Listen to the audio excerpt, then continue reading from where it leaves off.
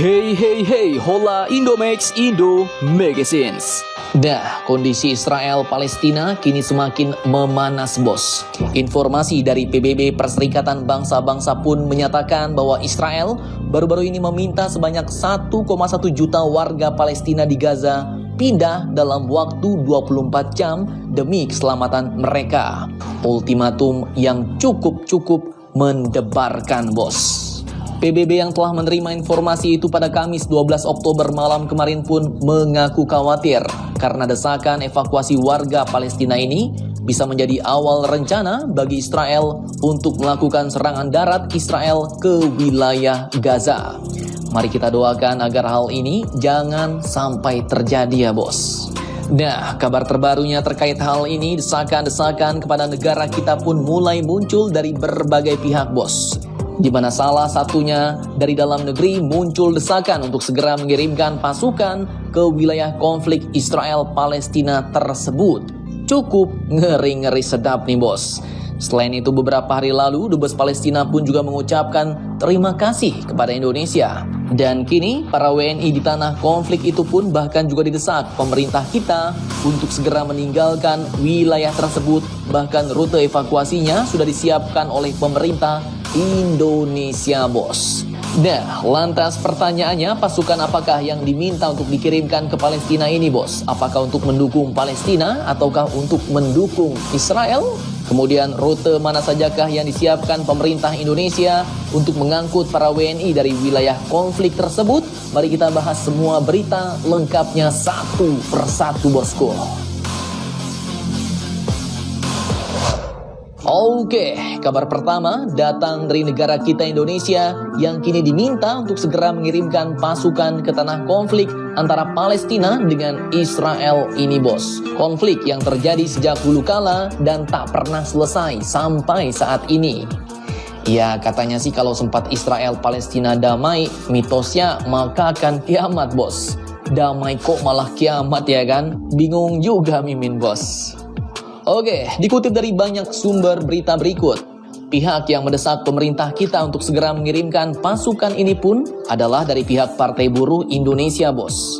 Partai Buruh dan Konfederasi Serikat Pekerja Indonesia ini pun bahkan juga menggelar aksi unjuk rasa di kantor Kedubes Amerika Serikat dan juga kantor perwakilan PBB di Indonesia terkait konflik Palestina-Israel. Di mana dalam orasinya, Partai Buruh ini pun meminta Presiden Jokowi untuk lebih aktif menyuarakan penghentian perang antara Palestina dan Israel.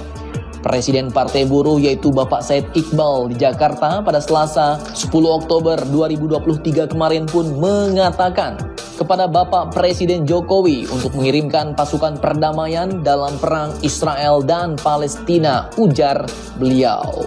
Nah, jadi permintaan pengerahan pasukan ini pun bukan untuk mendukung salah satu pihak ya, bos, melainkan untuk menjadi juru damai alias mendamaikan konflik di wilayah sakral tersebut.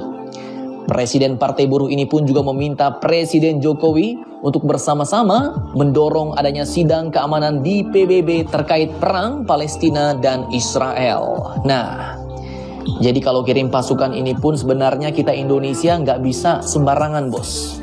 Bisa-bisa dibilang pasukan ilegal ya kan, bergerak sendiri tanpa ada koordinasi dengan negara-negara lain ataupun PBB.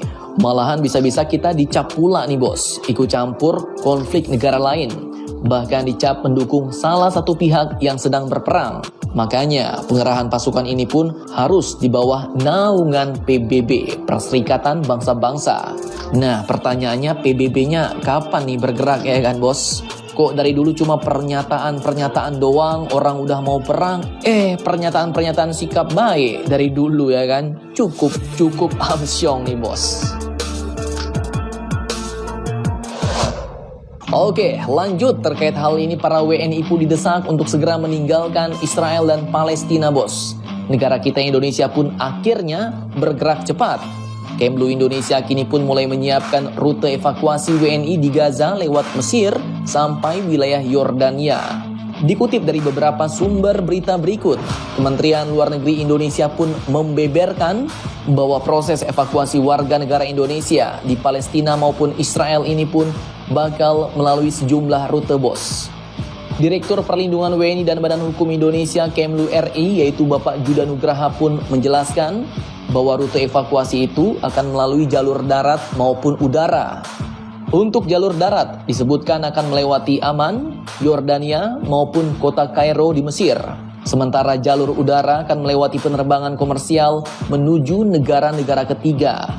Negara ketiga ini pun maksudnya adalah negara-negara di luar Palestina dan Israel, bos. Dan situasi pun kini sepertinya semakin genting.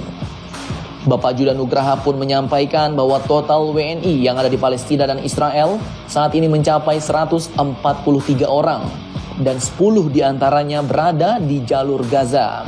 Sementara 133 WNI lainnya tersebar di tepi barat, Yerusalem hingga bagian wilayah Sapir. Nah, yang paling penting dievakuasi ini pun adalah 10 WNI di jalur Gaza ini, bos. Pasalnya Kemlu RI pun menyatakan bahwa wilayah inilah yang paling parah. Bahkan sudah ada warning dari Israel untuk segera mengosongkan wilayah tersebut. Namun sulitnya melakukan evakuasi di sini menurut Kemlu RI pun adalah hingga saat ini Israel masih terus membombardir Gaza. Ini yang paling sulit dilakukan untuk evakuasi, ujar Bapak Judah Nugraha. Nah, terkait hal ini mari kita doakan agar tim evakuasi dari Indonesia dapat segera masuk dan menyelamatkan para WNI di sana ya bos. Amin.